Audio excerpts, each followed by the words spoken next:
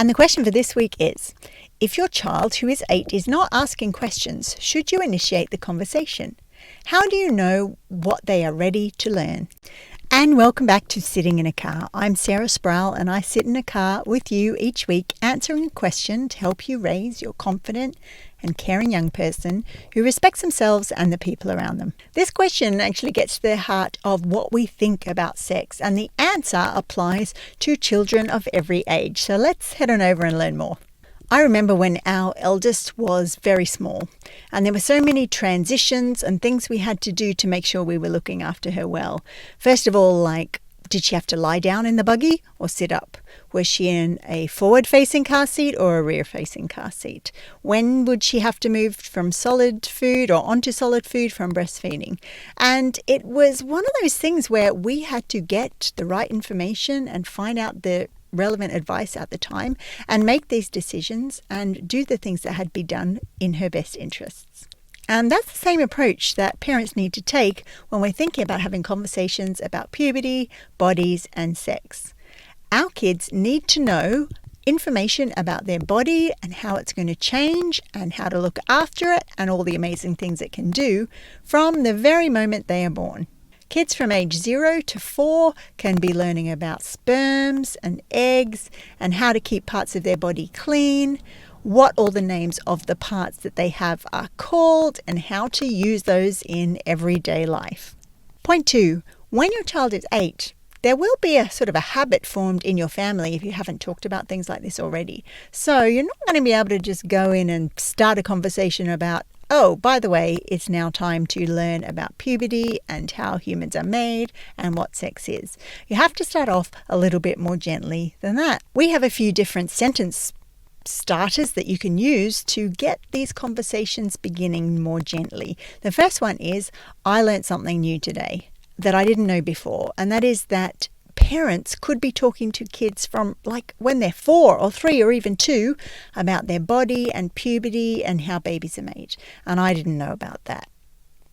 Okay, that's sentence 1. You could also try the second sentence starter, which is this: I need to apologize to you.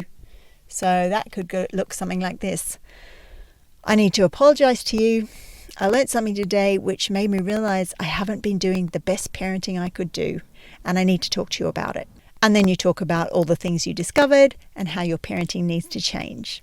Point 3, you can use collaboration when you have an 8-year-old and you haven't started talking about puberty, bodies, and sex yet. It could look something like this. You will have used one of the sentence starters in the previous point, like I learned something new today, or I need to apologize to you.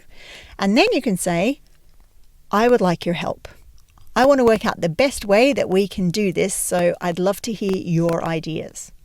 Kids love this because it isn't very often in everyday parenting and everyday life that adults will come to them and say, I need your ideas, I want your help.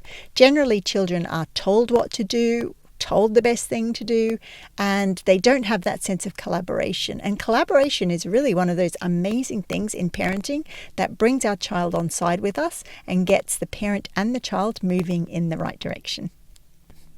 Collaboration sits alongside the skill of listening. We can't collaborate with our child unless we actually listen to what they say. So if we're asking for their advice, then we need to sit and really listen hard to what they have to tell us.